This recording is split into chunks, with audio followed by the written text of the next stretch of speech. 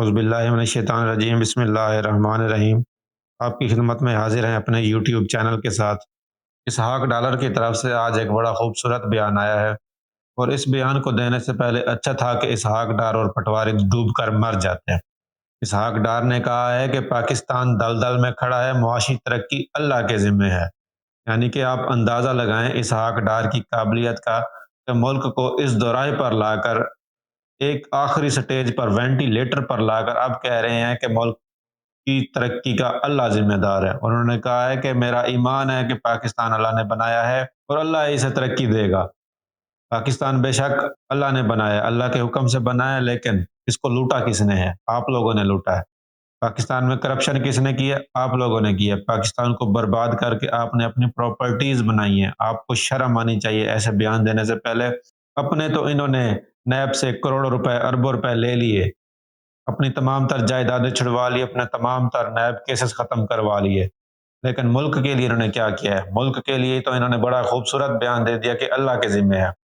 خبر کی طرف مزید بڑھتے ہیں تو اسحاق ڈار صاحب کہتے ہیں کہ پاکستان اس وقت معاشی اعتبار سے ایک بار پھر ایک نازک دور سے گزر رہا ہے، جہاں مصنوعی ریٹ کے خاتمے کے بعد گزشتہ روز امریکی ڈالر کی قیمت میں 25 روپے کا ریکارڈ اضافہ ہوا، اور آج اب تک انٹر بینک میں 10 روپے کا اضافہ ہو چکا ہے۔ اب تک کے اندازوں کے مطابق انٹر بینک میں ایک امریکی ڈالر کی قدر 260 روپے سے اوپر چلی گئی ہے، مگر وزیر خزانہ اسحاق ڈار نے اس کا قصوروار سابقہ حکمران جماعت تحریک انصاف کو ٹھہرایا ہے، جس نے ان کے مطابق پاکستان کو دلدل میں کھڑا کیا اور معیشت 5 سال میں تباہ کر دی ہے۔ لیکن آپ لوگوں نے ملک کے لیے کیا کیا؟ آپ لوگوں نے ملک کے لیے کچھ نہیں کیا، آپ لوگوں نے صرف اور صرف اپنے کیسز معاف کروائے۔ اب کسی بندے میں اگر ذرا سا بھی شعور ہے تو آپ کے اس بیان پر جو کہ آپ نے کہا ہے کہ تحریک انصاف اس تمام کی ذمہ دار ہے، تو ہم آپ سے پوچھتے ہیں کہ جب آپ کی امپورٹڈ گورنمنٹ ہمارے اوپر مسلط ہوئی تو ملک میں 16.4 ارب ڈالر تھے، محض 10 مہینوں میں آپ نے 13 ارب ڈالر کہاں کیے؟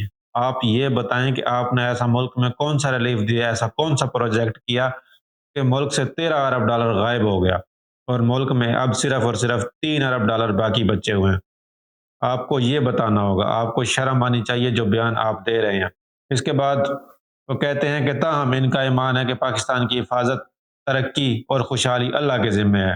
گزشتہ 2 روز کے دوران نہ صرف روپے کی قدر میں کمی کے نئے ریکارڈ بن رہے ہیں، بلکہ آئندہ آنے والے دنوں میں مزید سخت فیصلوں کی بات بھی کی جا رہی ہے۔ پاکستان دلدل میں کھڑا ہے۔ یہ خبر تھی اسحاق ڈار کے حوالے سے۔ اسحاق ڈار سے ڈالر ڈر گیا، لیکن اب تو ڈرا ہوا ہے ڈالر سے۔ گزشتہ 2 دنوں میں جو ڈالر نے حال کیا ہے پاکستانی روپے کا، اللہ معاف کرے، اور اس قدر مہنگائی ہونے والی ہے کہ سمجھ نہیں آئے گی کہ ہم کیا کریں۔ جتنے بھی اس وقت اشاریے آ رہے ہیں وہ سب کے سب منفی آ رہے ہیں، سب بری خبریں آ رہی ہیں۔ دوسری طرف ہمارا دشمن ملک انڈیا، جو کہ ہم پر گھات لگائے بیٹھا ہے، انڈیا نے بھی ہمارے لیے ایک باعث شرم بیان دے دیا ہے کہ انڈیا کا نریندر مودی کہتا ہے کہ اب ہم ان کو نہیں ماریں گے، اپنی موت یہ خود مار جائیں گے۔ ہم نے ان کو وہاں لا کر کھڑا کر دیا ہے کہ یہ آپس میں ایک دوسرے کو نوچ کر کھا جائیں گے۔ یہ ہمارے منہ پر تھپڑ مارا گیا ہے انڈیا کی طرف سے۔ کاش کہ ہمارے حکمران اچھے ہوتے، کاش کہ ہمارے حکمران ایماندار ہوتے، تو آج انڈیا کی کیا جرت تھی کہ وہ ہم کو یہ بات سناتا۔